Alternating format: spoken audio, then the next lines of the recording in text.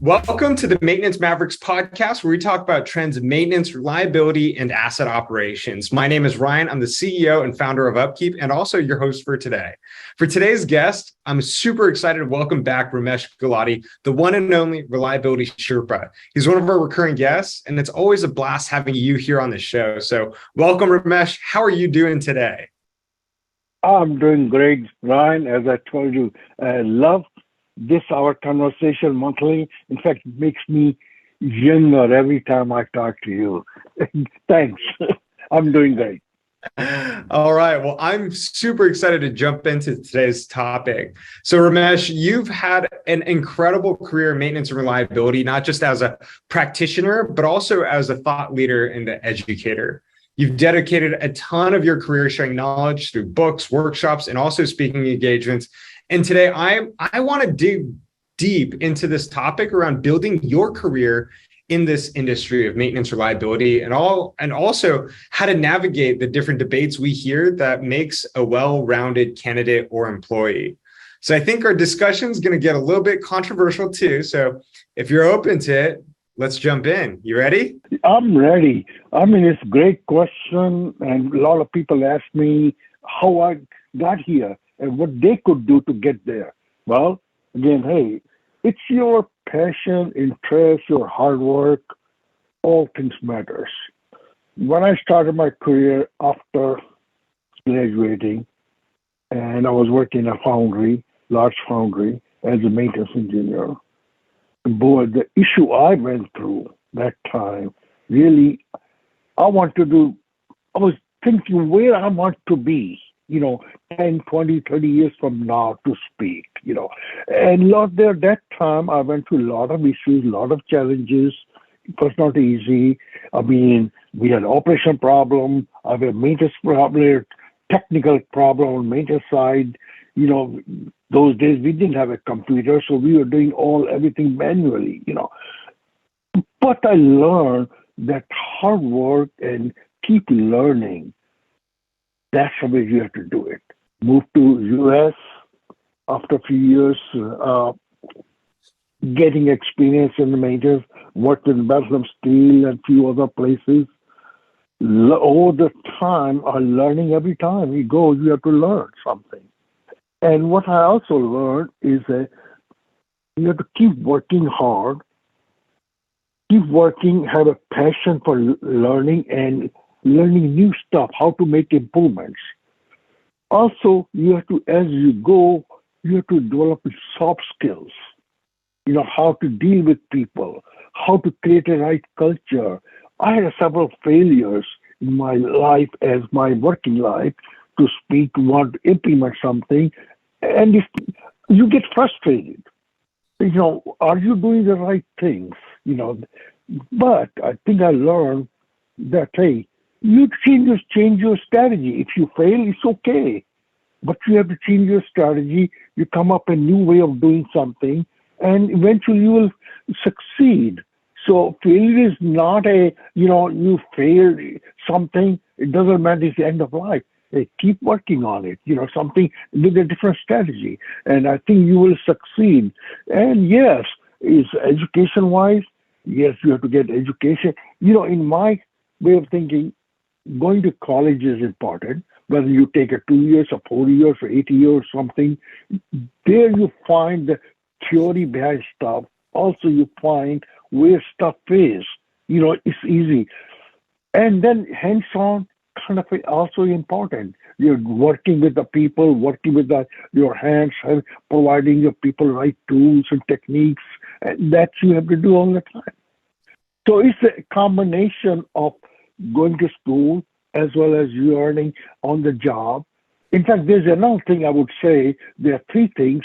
One is also getting involved with the industry, with your co-workers, with your societies. There also you participate with them, try to learn and build your relationship, and then you can call these guys up, hey, I'm having this problem. How do you solve or you run into these kind of issues? So it's to me, it's all three things, not just education, going to college, getting some, education there, plus your hands-on, and also getting in more with the industry. Yeah, yeah. So the combination of all of your experiences kind of led you to where you are today. There's this Kind of. debate in the industry that always comes up around like, formal education, or do you go to trade school? Do you get, real world experience? Some people say that college, and trade school, it doesn't matter. You can learn everything that you need on the job. Whereas, obviously other people say that having a degree, going to a 4-year university is required to really move up that ladder. Ramesh, I know that you've gotten a bachelor's, you've gotten a master's, and also an MBA. Um, you know, are there roles within maintenance reliability where you do have to have a formal education, where it is required to have, a master's, an MBA, or, yeah, what do you think? Again, you have to have some education. Doesn't have to be a master or PhD or something. In fact, my first boss up in Cleveland was a master, not second boss, was a PhD. And sometimes PhD in a industry is a negative, okay? Because people think, oh, Doc, what the hell you know? You don't have hands-on experience. So it's sometimes negative. To me, some college degree education is important. You get a different perspective. What the theory behind things are, as well as you find out where to find things, where to go and find things, that kind of thing. And hands-on, hey, that's great too. Yes, you can learn on job, but it's a slow process. Okay? So kind of going to college and doing hands-on kind of a little bit faster process. You can learn both ways. You learn there, and then it kind of reinforces when you do with hands-on. And also, there's no doubt what we go to college, what we learn there is a more theoretical stuff, and it's not a practical kind of thing. What you learn is they don't teach you I've not seen, in fact, last few years or last couple of decades, I've been fighting or going to the university, asking them to start a maintenance reliability programs. They don't teach anything. When I came, there was nothing of, what I read in my BS degree, there was nothing I could use in my hands-on when I was doing maintenance. There was not, yes, but it gave me some background, how things are happening, how to open the gearbox, what those gears are, kind of gave me some background. Otherwise, I would have been dead, So I think both are important. Going to college, again, you don't have to go to 4 years or 8 years, 10 years. You can go to 2 years college, give you a basic background, and then, get on, do maintenance reliability, whatever you want to do.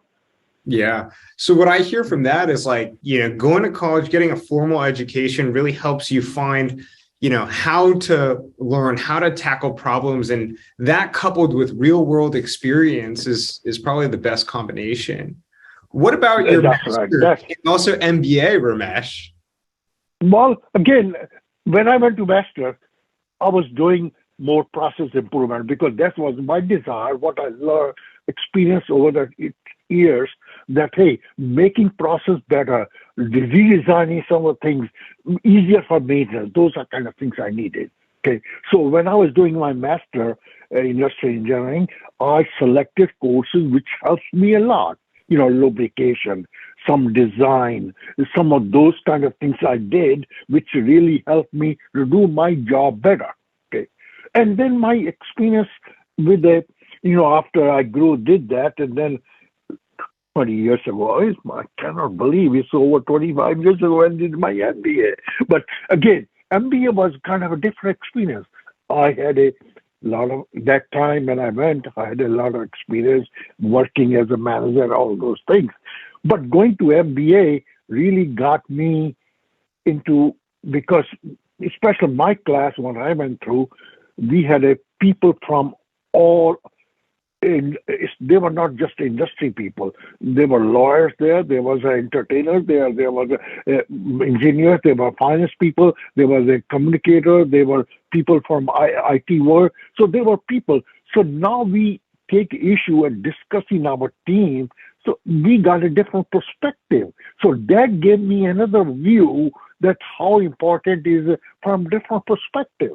you know. Yeah. So it was kind of a learning from all others how you tackle an operation problem, how you tackle a cultural problem, how you do that. That really helped me. My open my another horizon. Hey, you're looking at narrow tunnel vision. No, open up from others' view perspective too. Yeah. You know how they feel it because they went through similar kind of things. You know, so it was kind of different experience, but I learned a lot from that too. You know how to get other perspective in the in finding your right solutions. You know. Yeah. Would you encourage people to, who are thinking about getting into this industry, would you encourage them to, go to traditional four-year college? Would you encourage people to also do a master's program? Would you encourage people to do a, MBA program? And the trade-off here is always, these programs, going to college, MBA, master's programs, they're extremely expensive. And so the trade-off is, I could work, I can, generate money, or I think we got in a nowadays a kind of a what I would call it a quick learning. Okay, on the job it'll take a while. It takes you time. You have to spend time, and you have to start work. Okay, but nowadays what is happening? People want to have a quick. Hey, I want to get to that position, that chair I want in 5 years or 10 years. I want to be a plant manager. Well, hey, then you may have to spend some money. I went to MBA, but I convinced my management to foot the bill. But it took me when they saw a potential in me that I'll return whatever they will spend on me, I'll return back doing my better job. And they spent 50, I'm going to Vanderbilt was not easy, and it was a big management decision. They finally agreed, yeah, they will foot the bill, 50 grand. That time 50, 60 grand, whatever.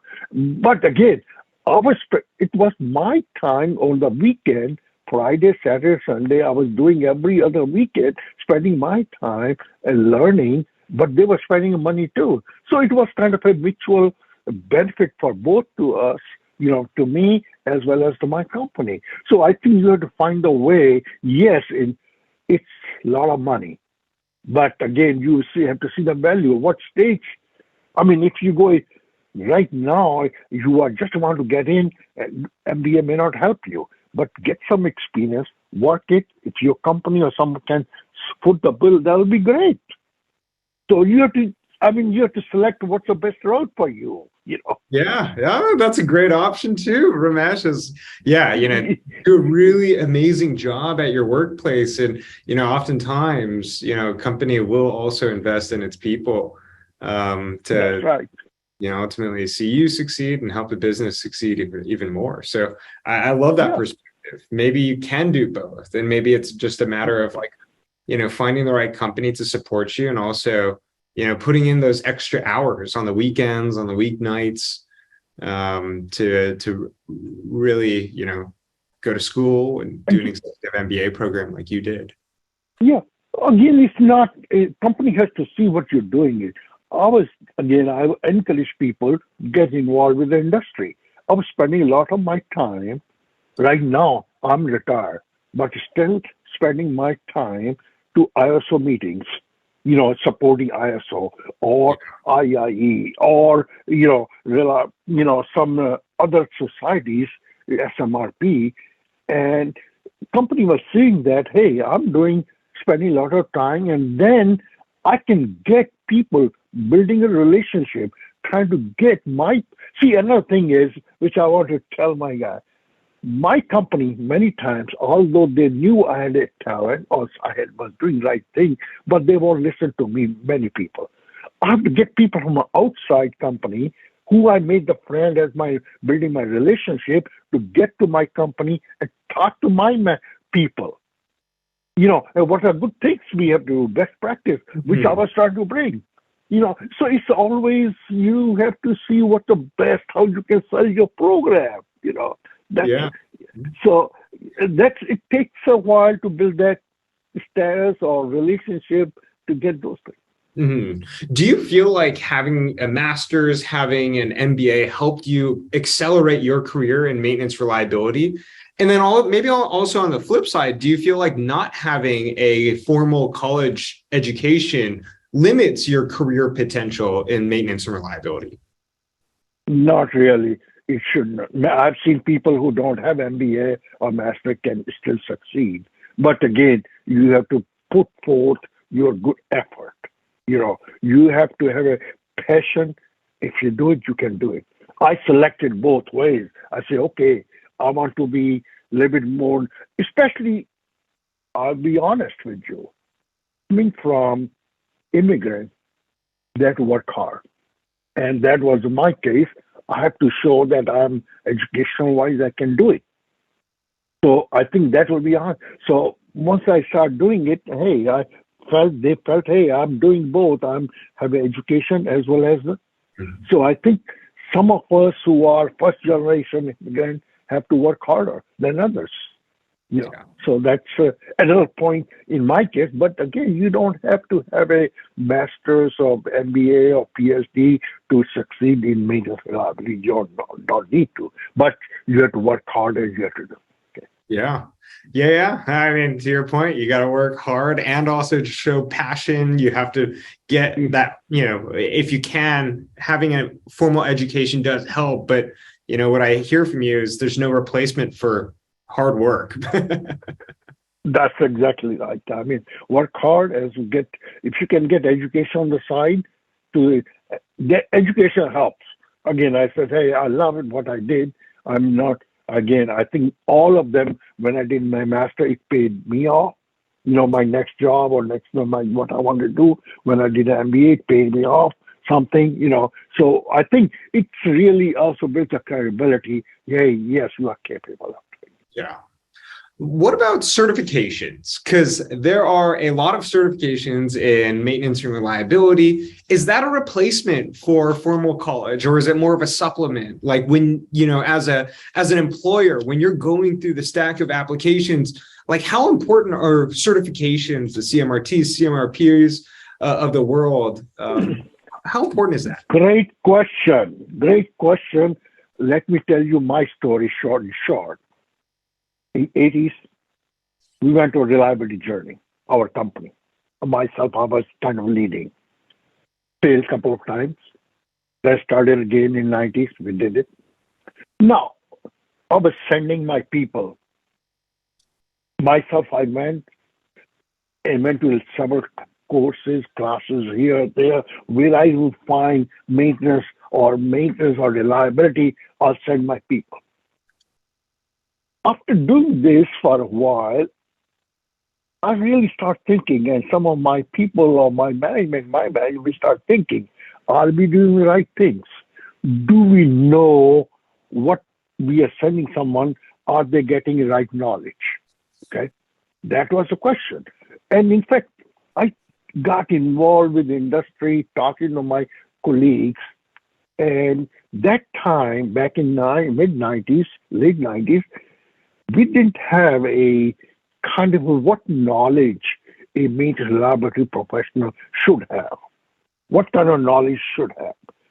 So, as I said, I look all the universities. I went many places. I was part of University of Tennessee. They started maintenance laboratory center at that time. I was part of that group. And point is, we could not find or could not define what a maintenance laboratory professional should look like. So I was searching for this, and I got involved with some other friends and be part of SMRP. We got together and started exploring or looking in industry how to define what a maintenance reliability professional should look like or what kind of attributes this person should have. And we did a lot of face-to-face meeting and surveys and all these kind of things. Result was in late 90s, 98 time frame somewhere, we come up a list of 400 line items. Hey, and we divided in five kind of things. Business management. We need to maintenance reliability professionals should be able to understand what the management requirements, what the required for management, what the budget issues are, how to self-program those. Then we had a process. Hey, person should know what the manufacturing process is, what the operation is, what we make, how we make, all those kind of things. Then equipment should understand how the equipment operates, what's behind inside the equipment, how that operates. Then we had a people skill. Now it's called organization and management, but that was people skill. We have to deal with people, how to manage people, what kind of training we had to provide them. That was the work management, how to get the work accomplished, planning, scheduling, material, CMML system, all the stores, all those kind of things.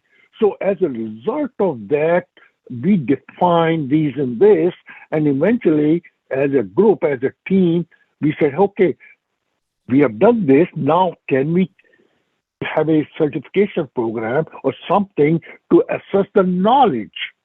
So then we went through from there to establish a CMRP. Now it's called CMRP, that certification. Again, you don't see these things because in the colleges that time is still there's no training or education regarding maintenance reliability issues. Nobody talks about it.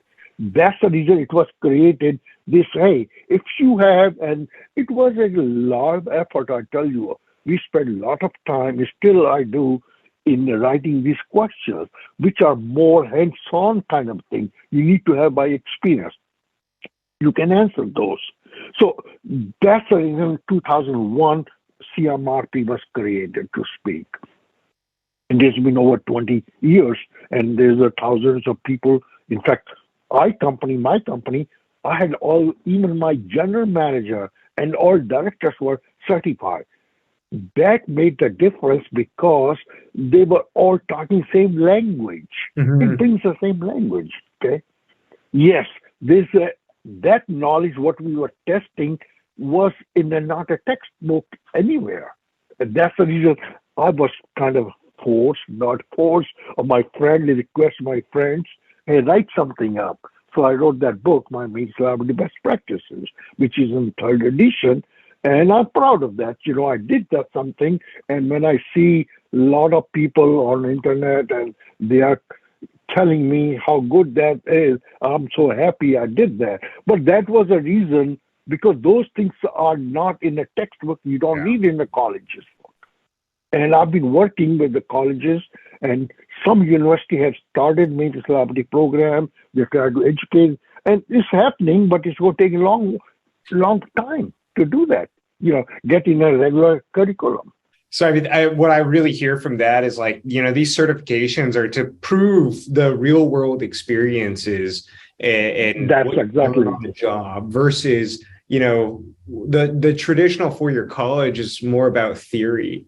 You know, what would you say to someone who, and I can also attest to this and understand this, what would you say to someone who might argue that someone earning a certification or going to a four-year college and getting really good grades is just simply good at taking tests, and not that, you know, they're experienced and knowledgeable for real on the ground, like, you know, roles as a maintenance reliability engineer? I'll give you another real example. When we were doing this, in our company, we used to hire 6, 8 engineers every year. Okay. And we told them when we started our program, hey, anybody can take CMRP exam. Sit there, we'll bear the bill, $250. Okay. But they have to spend their time. But after doing 2, 3, 4 years, we learned the young engineers coming, usually they don't pass. Only 20% will pass the exam, okay? And then we based on that kind of data, we said, guys, stop it. You have to have 2, 3 years of experience before you take exam. Otherwise, not economical. They were trying, then they'll get frustrated, all those kind of things. Yes, we'll give you training, but you get the job doing something, and then after 2 years taking the exam is CMRP, that's better. So what I'm saying is, yes, there will be a couple of young kids who have a little bit of experience somewhere working on the farm or somewhere, and something they may do okay in taking the exam in early stages. But most of them, I don't think they'll pass the exam because a lot of questions there are experience center, Yeah. experience based. Okay. And I know I was initially on the board who wrote the exam questions, and later on too. So we tried to put more experience-based questions possible. Yeah, there will be some which will be easy. Again, there's a multiple choice, and those choices come sometime is easier. Yes, so there will be some people will pass through, but it's hey, but I think it's a little difficult for the raw guy coming from the college with a bachelor degree to pass the exam. Usually it's a little bit, it's challenging. It's not easy. All right. That's right. Well, I really appreciate all the time, Ramesh. As we wrap up today's conversation, what is the biggest takeaway that you hope all of our listeners are going to learn from today's discussion? Well, always think where you want to, what's the purpose of all this? What's your vision? Where you want to be 10 years, 20 years from now, okay? What position you're looking to get there? What kind of things you have in mind? And then think about your performance. Are you doing the right things to get there? Always think, are you doing right things to get whatever your vision is, what your purpose is, okay? And be polite. Be diplomatic with the people. You never know who's going to be your boss or whose boss you're going to be. Tomorrow. It has happened to me. A small word, and build relationships. Get involved with the industry, society. I know I have done that, and people say, "Oh, you had a time." Hey, I didn't have a time either. I had a son who was sick, but still, we were able to go and do something, learning, attend the meetings. Those kind of takes time. Some young kids don't want to do that. Hey, I don't have time, but take your time to do something, learn, go to attend some meetings, get involved, build a relationship with there. Okay. And the last thing is, which is my pet, learning, knowledge. I thought I knew a lot of things, but no, I'm still learning. Every day I learn. Every day I'm learning something. So learning never stops to me. And every day I said, okay, I didn't know that. I didn't know that. So it's learning. So I think these are kind of things, if you want to succeed in your life, do a good job, think about your vision, the purpose, performance, how you're doing it, and never stop learning. Building relationship, never stop learning. That's kind of my bottom line. All right. Well, I think that's some great advice. And thank you again, Ramesh, for joining us. And thank you to all of our listeners for tuning in today's episode of the Maintenance Mavericks podcast. Again, my name is Ryan. I'm the CEO and founder of Upkeep. You can connect with me on LinkedIn. Shoot me an email at ryan@upkeep.com. I hope everyone enjoyed today's discussion. I look forward to connecting with all of you soon. Until next time, Ramesh, have a great rest of your day. Thank you, Ryan. Talk to you here, sir.